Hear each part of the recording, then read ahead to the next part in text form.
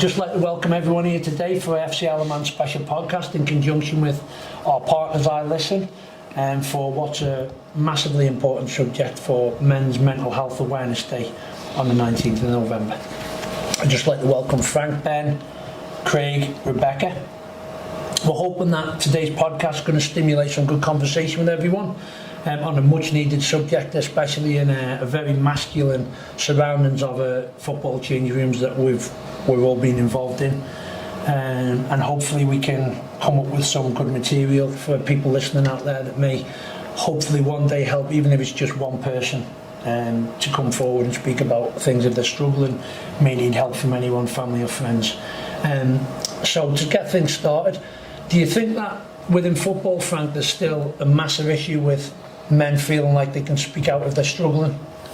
It's obviously getting better, I think, but I think there still is a thing there where I think just in general, not even just in football, in general life, where men feel like that they can't speak out. But it's like I say, I think it is getting better and better with obviously I Listen, and obviously all around, like the kind of world is getting pushed, isn't it? More for mental health to help and let everyone speak out. Definitely. Ben? Yeah, it's definitely more opportunity for people to speak out, more encouragement for people to speak out in all strands of life, not just in men's football. But yeah, it's pushed really well. Do you feel yourself, if you were struggling, obviously the pressures, and you're a young lad, especially young for a goalkeeper, do you feel yourself that if you were going down that road and you felt like you were struggling, do you feel like there is the support out there around either the club or out in the community that you would feel confident enough to go out there and get that? Yeah, through the club or somewhere like I Listen, there's lots of opportunities to speak about your mental health, and it's definitely a lot easier than it would have been years ago, I'm sure. Yeah, I agree. Craig, obviously your position in the club is doing about 72 jobs for us, but especially being like that kit man when you're sort of on the periphery of a big group of people, and the work you do within the club. Have you seen there be a change in people's mental health from the pressures that FC Isle of Man's brought in terms of training, travel and fatigue, pressures of living on the Isle of Man and this fantastic new thing that we've got? Have you been able to identify stuff yourself? Yeah, I think a lot of people within the club can as well. You can see if someone is maybe struggling a little bit, or whether they've gone the opposite way and they've done really well with it all and excelled in it. But there is people there, not even just the players, the staff and the stewards. There is people that do struggle, I feel, and sometimes you just have to put your arm around their shoulder, ask how they're doing, if they're all right, and try and start a conversation with them. And sometimes they'll open up to you, sometimes they'll just give you the thumbs up and crack on with what they're doing. I know it's one thing we speak about in general as a club, haven't we, since it started, and throughout all the different facets of the club, but the communication's so big, isn't it, within the club and within the environment that we all work in. Whether that's been, obviously, when I was the coach for the first sort of year and a half, 2.5 years if you count the year that it didn't happen. I know myself, the fatigue element of getting up and changing that routine of getting up in the mornings to go training early was a massive thing for me. And then obviously you factor in all them midweek games when we were travelling, having to leave work and then get up early the next morning and having played a game and you may have lost, to come back to the Isle of Man and going back into it again. How have you felt, Frank, with that yourself, dealing with that sort of the pressures of family, work, the pressures of the football club? How have you felt in yourself? Have you found the time you've struggled? Yeah, it is hard. It definitely is hard. I struggle the most with the early morning training, because it's you're up at say 6 to go training, and obviously you might have had a bad day at work or whatever you've done the night before, and you're going to bed thinking, I've got to go train in the morning, especially when it goes it's starting to go now, when it's when it's raining and it's pitch black outside. And again, it is just a mental, but I think it does help as well, because it gives you that mental toughness, so when you do go and after it you're glad that you've gone, and it's that mental kind of strength, and seeing the lads is good. And obviously the travel is, I missed the first kind of bit of the start of it for a year or two, and you see what everyone does and you're thinking, oh yeah, it's not that bad, but then when you have to do it yourself, you then start to realise how, not how bad it is, because it is bad, just how much of a commitment it is to be involved in with all the travel. How did you get through that period? You just mentioned there about your injury. Obviously, horrifically 20 minutes into your first game, having scored the first ever goal for FC Alaman in the league. How did you find getting through that? What did you do to help you get through that period of time when you weren't with the team all the time and you were trying to get that opportunity to get back playing? Yeah, I wouldn't say I struggled kind of mentally, but it was tough because I obviously come from playing for maybe 10 or 15 years and not really having an injury. And then to have such a big injury, and especially when this was just starting, to then be out for 18 months and kind of isolated to a point because you've got to go and do all your rehab yourself and just be kind of on your own when you've been in like a team environment. It was tough, but having the end goal to make sure I got back playing, and you've always challenged yourself, don't you? And the big thing was, I think with my age and the injury, there was a lot of people going that he won't make it, and that's kind of pushed you on and got me back, to kind of. And I always said I'd get back, and then when I got back playing, then I'd go maybe, oh no, I don't want to play anymore. But obviously, I still do. Not many people know this, but obviously, as you come near the end of that first stint, when your first injury, it actually went again, didn't it? Yeah. So I had when it went on the first day of the season, it had a tear in it when I got a scan, and then basically the surgeon said, because of my age, if you want to try and play this year again, just rehab it. I rehabbed it from August to December, and I was like literally near enough ready to play again, and it snapped in training. So then it was like a full kind of another 12, 18 months again. I can remember the morning it happened, and you were running with the ball, weren't you, in pretty much a straight line when it rotated and went again. And I remember, from a coaching point of view and within our environment with Chris, I remember speaking to him about how concerned I was for you. Because I'd seen you go through that whole rehabbing it and how hard you were working and how hard you were pushing. And it was difficult for me as someone who's known you for so long and been around you for so long in the football. Yeah. It was hard for me worrying and having to go and speak to everyone to make sure that you were going to be okay, because at that point anything could happen. And I know, Rebecca, like, you know, you're dealing with it in general society, but from our perspective, for Frank, a kick in the teeth that he'd already had at the start of our journey going into the league, for him to actually relapse like he did and it completely go on him, and was a massive thing to deal with. Is this something you come across, these, like, when people fall at these massive hurdles in their life? It can be a huge thing, because if you've had that setback, you've had that injury, and you've got that goal, and so you're working towards that, and so you put all of that time and effort in, and that can be taking that break away. You said, you know, the isolation, you're not necessarily getting the physical activity, which we know is really important for your mental health. Because you're not doing the physical activity, you're perhaps not looking after your diet in the same way. That can have an impact on your mental health. So you're getting all of these different things that are going to impact you. You overcome those, and then you come back. To then have potentially that setback again can really throw you. And on top of all of those other things that you're dealing with, we think about it like a backpack, like all these things that you're carrying around, and you can only hold so much in that backpack. So yeah, really important to think about what you're carrying and how you deal with that, and who's around you that can support you in carrying that as well. Yeah, that's what I'd definitely say with the FC Alaman was at a good time for me there, because it gave me that kind of goal to get back playing, where if FC Alaman wasn't there, I might have just went, because of my age and things like that, oh, I'm not going to play anymore. And then you don't know where you go from that then, because like an injury's kind of, I always thought that I don't want to go out on an injury. Like when I don't want to play, I just want to go, I don't want to play. I don't want to be injured and then being like, well, that injury finished me. It's that thing about whether it's your choice or not. That's a huge part of it as well. Whether it's an anticipated thing that's going to happen to you, whether it's an unanticipated thing that's going to happen to you. Our reaction to an event happening might be similar in that we might feel things like grief or guilt or all sorts of different emotions for something happening. But if we have planned that and we're in control of it, our reaction to that event is going to be quite different than if it just happens to us. We don't have that same amount of control. I think in your case, a massive thing for me was looking back to in the middle of your career when you came down with your diabetes. And I think that helped prepare you, didn't it? Because obviously you'd had that sucker punch when down at Peel that day when you come off and you found out you had really bad diabetes, and you sort of fitted that whole diabetes challenge completely into your life, didn't you? Come around your football, which obviously is such an important thing to you.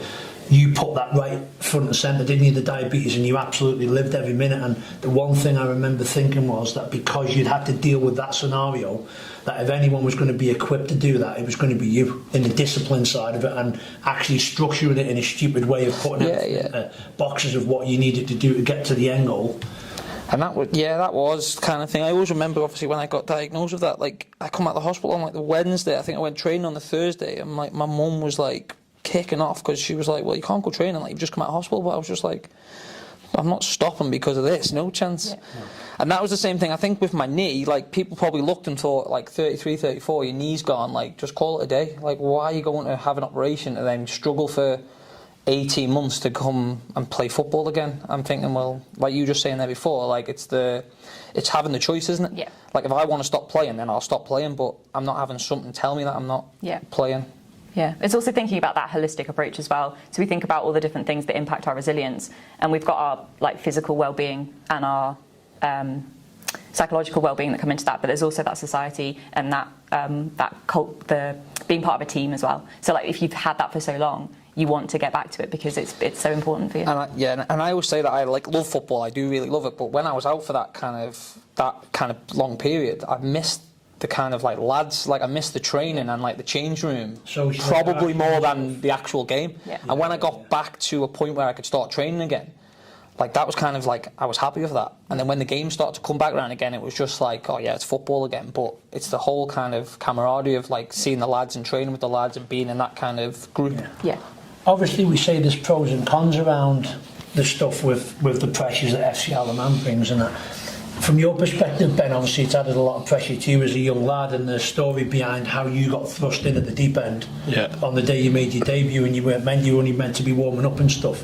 Have you found it really supportive being within that environment, as pressurised as it is, having people around you all the time, just to be there? Even I know with you, the senior goalkeepers were really good with you, weren't they, in that initial period, coming down to warm you up before games and talk to you and try and settle you. Has that helped you think, deal with that sort of social pressure that you felt of being chucked out in front of all them people, having the people around you? Just having good supportive teammates was the main thing for me. You know, if I felt I was going to make a mistake, I felt they'd pick me up rather than like berate me more. And it made it a lot easier and allowed me to be more confident, especially coming straight in at such a young age for a keeper. Yeah. Craig, from your perspective, obviously, just looking at obviously the situation with Ben got thrust in and the issues Frank's had from being in and around that environment, do you think you've learned more within the FC Alaman sort of setup in terms of approaching? I know me and you speak a lot, don't we, all the time about scenarios within the club and people being down, and you'll tip me off about people and vice versa. Do you feel like the journey, and as pressurised as it's been, sort of made you more confident or more aware of going and making yourself known to people if you think they're going through a little bit of a lull and dip? I think like I knew a lot of the lads before I started with FC. I've obviously got to know them all really well because I spent like days and nights with them, and like I think a lot of them are quite open to talking to you if they are in that sort of state of mind where they're not like feeling themselves or whatever. But like I think within the lads, like they are all there for each other and they will help each other, and some of them will come and speak to me, or they'll speak to you, or they'll speak to Gary or Frank as the captain, or Sean. There is people there that will help, and you do see it happen. I know at the start, and you'll know, when we got FC Alaman going, we sort of had probably 4 or 5, didn't we, in the first 3 to 4 months that sort of fell by the wayside, and I know some of that was massively geared towards that changing their routine in their lives and the pressure of the games coming round and the travelling and all sort of stuff, and we lost 3 or 4. Thankfully some of them have come back in now and they've sort of like gone away and dealt with their struggles and they're back involved now. How hard do you think that was for some of the lads? It's very hard, isn't it? I think like being a footballer as such, it does come with a lot of pressure of like being able to perform and like being able to take stick from the sideline. Like it was a whole new thing for a lot of people. It's different maybe for likes of Frank and some of the more senior players that have like played in like European competitions with the Ireland team and stuff, but for some of the young lads going away to like Wythenshawe for talk's sake and just getting nothing but abuse for 90 minutes, like it's hard listening as a fan because you just want to strangle them, don't you? And like being out there knowing you can't do nothing, can you? Like I'm not saying you should go and hit someone for doing it, but like there's nothing you can do, is it, apart from just like you either pick yourself up or bury your head in the sand and go hiding, don't you? It's a sink or swim scenario. Yeah, absolutely. Certainly for the younger lads in the squad, like you say, it's been a really difficult time, hasn't it? Yeah, it has, absolutely. I think you do, on the same note as that though, you see some players in the squad, well most players now I think like thrive on that kind of like, because we've been doing it, like well, look at when we went to Bury the other week, like you see lads, like kids, they want to play in that now, like that's what they want to, isn't it? They want that kind of, some people play on like it picks them up and plays on that edge when they're. It's massively important though as a club though that we're fully aware though of the issues it can bring, because like you've seen it with players who are like flying high and playing really well and everything's going well and they're buzzing and people are talking about them on the Isle of Man. If it dips and goes the other way though, and the struggle starts, doesn't it, because they're maybe not getting in the team, or they get that injury we've just spoke about, or their confidence is low, and then all of a sudden you see players within that environment start sinking, and I think that's when it's massively important. And to be fair, from my experience, we have a really good group of people, and Ben's touched on it, who people will go and try and support people, but obviously out in general society it's not always that easy, is it? No. People in general in work, it's a problems in their lives. It's a massive thing what Craig said before, is just like generally just asking people if they're alright, because like there might be the 5 or 6 people in the group that don't want to speak out, but if you just say, are you alright, or like how is life and things like this, then it's trying to, if they want to speak, and you might just off the cuff just say to someone, are you alright, and then they could really open up to you, and you might not know that they're struggling or anything like that. So it's just like what Craig said there, it's just about the general kind of not waiting for someone to come to you, just kind of what being. What sort of techniques in that, Rebecca, would you like encourage? Because I was saying it's easy to say, are you okay, and go, yeah, I'm fine, but obviously there's different ways, isn't there, that you can sort of definitely a big part of it is just normalising that conversation, so checking in all the time, not just waiting until you think someone's struggling to ask, but actually it just becomes a normal part of your conversation that you check in with other people, and then they just get used to that conversation happening. So that's part of it. The other thing is the simple question, are you okay? You know, I've noticed that you've seemed a little bit different, or I noticed that you've not quite been yourself. You might be the only person that's noticed, so it might be huge to that person that you've reached out, but just as simple as, are you okay? But also, one of the things that I think puts people off about talking about mental health is that it feels like a huge, like it's mental health, it's this big thing, but actually sometimes just being there for someone in a different way. So, you know, you find like a fun picture that you send via text, or we've not caught up in a while, it'd be great to catch up, or let's go for a walk, or whatever it might be. It doesn't always need to be a conversation about mental health. Sometimes it's just showing someone that you're there for them, that you can support them in a practical way, or you can maybe be a bit of distraction from other things that they might have going on. That might be just as helpful for them as sitting down and having that conversation. And then it demonstrates you're there, and then when they do want to open up, if they want to open up, they know that they can come and talk to you. Yeah, I think in our environment, like we're all such a close group of like people, haven't we, for such a long period of time. It's felt like that, even though we're only 2.5 years into it. We're such a close group of people. You massively see the change in people, don't you? From like morning to morning. You can go training some mornings and like someone will grunt at you, and like normally you used to them like spilling everything out, or they'd be like centre of everything, laughing and joking. You start to notice it's like a magnified scenario, isn't it? I think within our environment. Yeah, definitely. Especially when like you're travelling quite a lot together, and you kind of like, because we've come from like a group of like everyone playing for different clubs on the Isle of Man, and all of a sudden we're all together, even though we all know each other.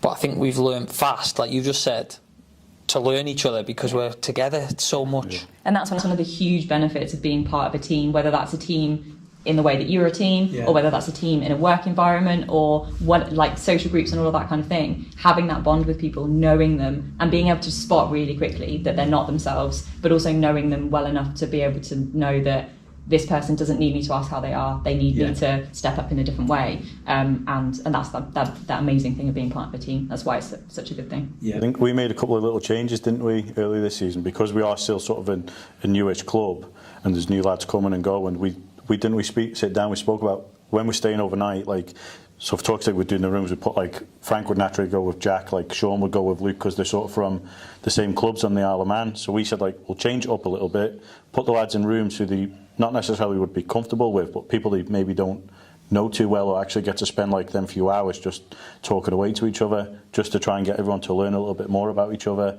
And even on the planes as well, we try and get like mix it up all the time. Have you found that helpful, Ben, yourself, when you've gone on them trips, and like Craig said, you've ended up maybe in a room with a senior player that you maybe wouldn't normally speak to, and that, do you feel that sort of benefits you being in and around that group as a young lad? It definitely helps like build confidence around the group, find different friendships within the group, and more people you feel you can speak to, more people you can open up to, who also have more experience and can help you not only in life but in football as well. Yeah. So yeah, it's been beneficial, definitely. Question for you, Rebecca. Why, obviously there's like the obvious things of being a man's man and very masculine and what. Why do you think so many men are so uncomfortable speaking out about their mental health? What do you find as an organisation are the biggest factors why they don't want to? It's a big historic thing. So it's something that we have this whole sort of man up psyche and some of these things like real men don't cry and all of these phrases that we're all aware of, and we're trying to do something about. And I think lots of people are doing something about those phrases. But it's something that if you go back sort of 100 years or so, this idea that so men were breadwinners, men were the soldiers, they were doing all of these things and they had to be stiff upper lip, they had to not talk about their problems, they had to be in control. And then that gets reinforced in the media. You think about characters like James Bond and all those characters, the strong, silent type, that's what men were supposed to be. Yeah. They were meant to be in control, they were meant to be in charge of the household, and they were meant to be strong.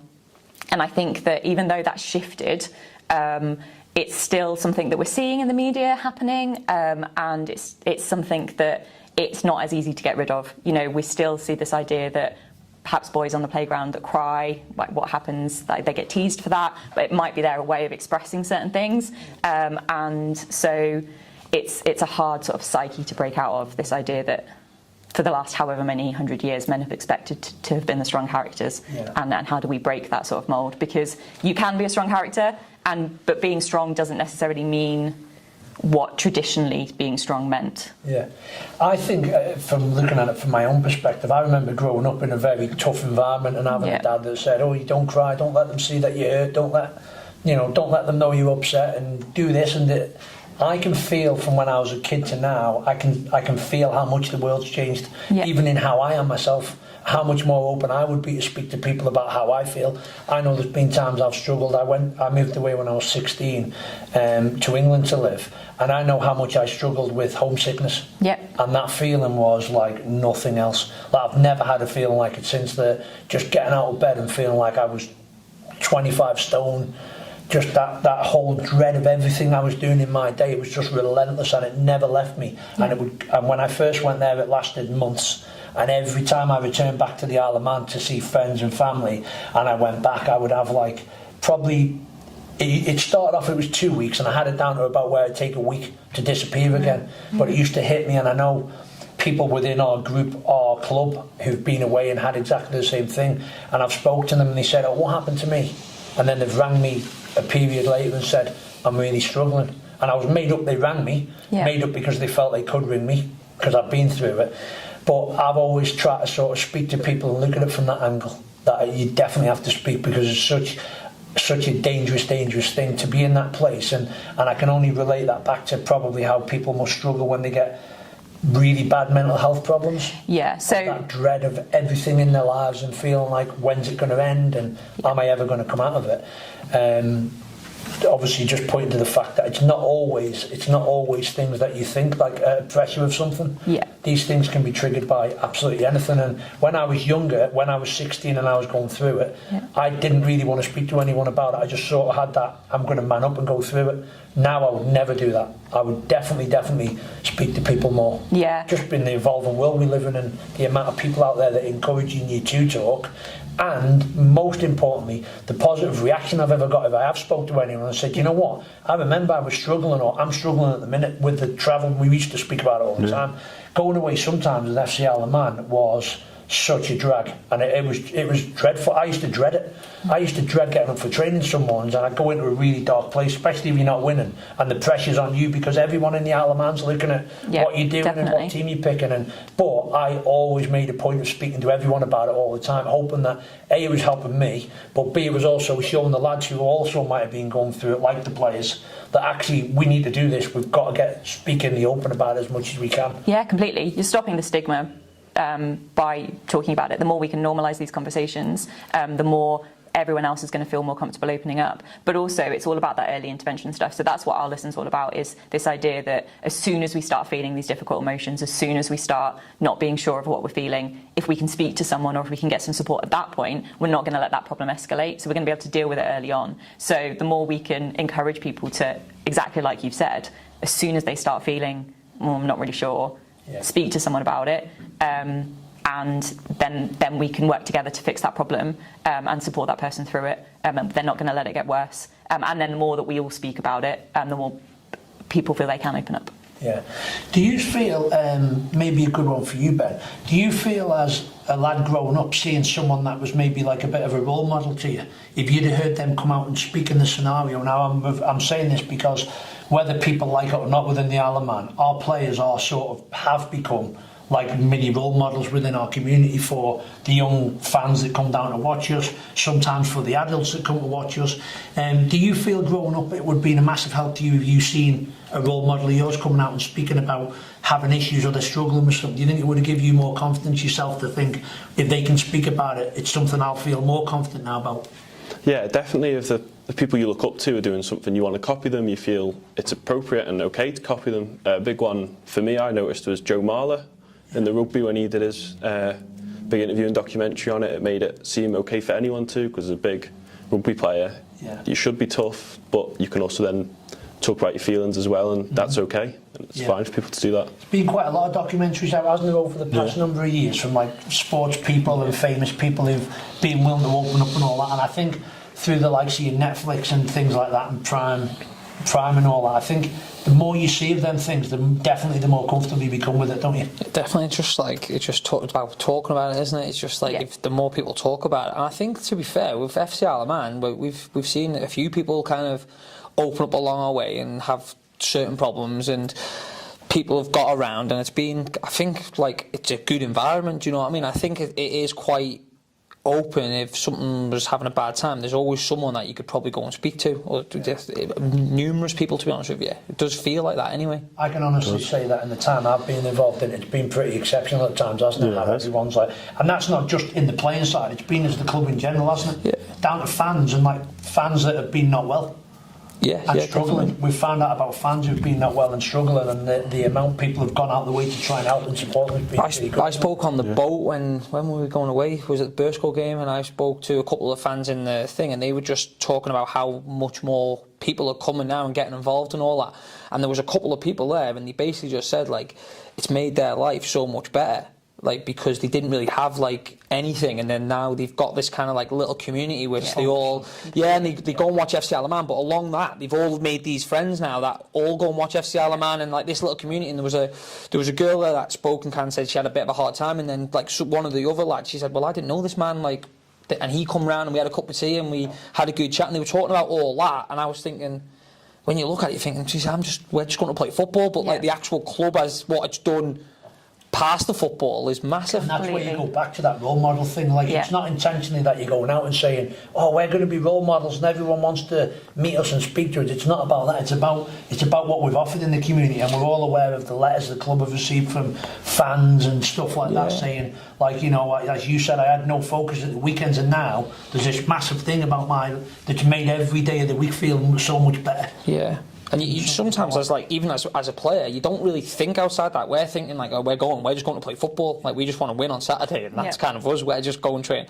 But what people are doing, and like down the bowl on a Saturday night, like you say, where they're meeting more friends and opening their circles up, and it's completely. Do you know what I mean? It's good that way. I think that's the really positive part, Rebecca, about our micro community, the Isle of Man, isn't it? That's one of the really positive things, that we can bring people together so easily. Yeah, definitely. We think about like that historic, where did people catch up with their community and their society, and historically it was things like it was at church and then it was at their local pub, and we see that has changed now. So actually, where can we provide these opportunities for people to get together, see people maybe on a regular basis? So they're checking in with people every week, they're getting the opportunity to come together, and they're feeling like they're part of a community. So, and we know, I mean, we see it time and time again when people on the Isle of Man are struggling, and the whole community just comes together and supports that person or that group of people, you know, all farming community that have struggled when we've had bad weather, or, you know, through COVID and all of that. Actually, the Isle of Man community is just amazing at supporting each other, and that's the great thing about the island, right? So, yeah, tapping into that and you being part of that as your team, you're bringing in this whole other community around it as well. I think that's one of the things. Obviously, there's a massive fear, isn't there, for someone that's struggling and really low.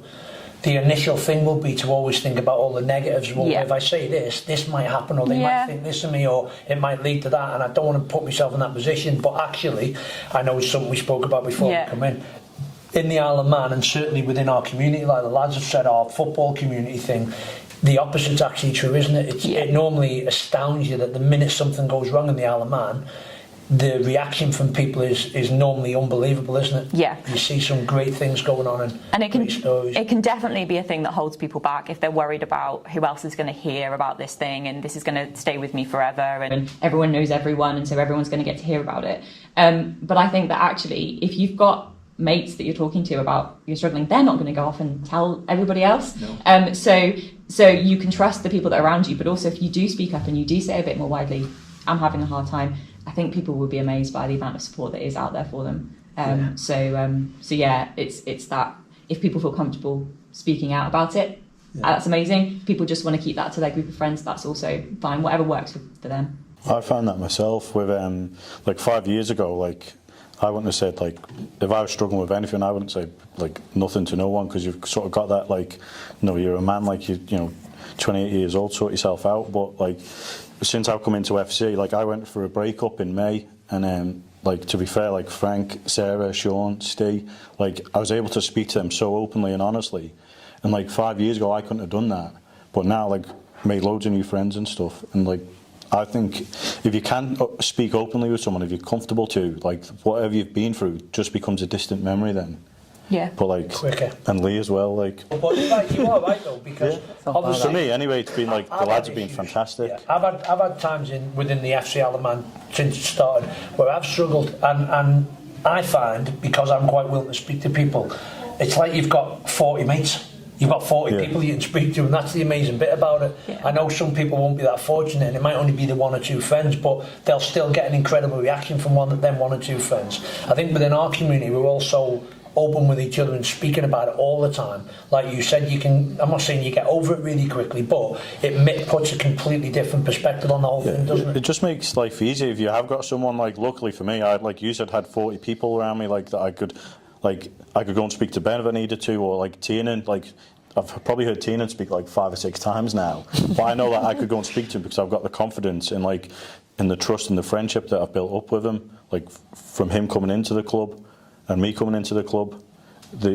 I just think if you just speak to someone, if you are struggling with something, speak to someone, like send me an email at the club's website, whatever it is, and we'll help you out. Yeah. We're talking now, Rebecca, obviously, and we do have a fantastic, I think sometimes we underestimate how good our circle is in the club and the positive side of it, because there's so much stuff goes on behind it that isn't as easy all the time. But for people out there who are struggling, what can they do to help themselves? What sort of things do you sort of suggest in the line of going down? If you're struggling, you maybe talk to people and that's great, it makes you feel better. But beyond that, what are the kind of things that you can start to do to help yourself more? So there's some core sort of like focusing on the fundamental things. You need to make sure that you're looking after yourself. So that diet, social interaction, exercise thing that I talked about before, we know that all of those things are going to give you an amazing boost of some of those great chemicals that are going to sort of help you.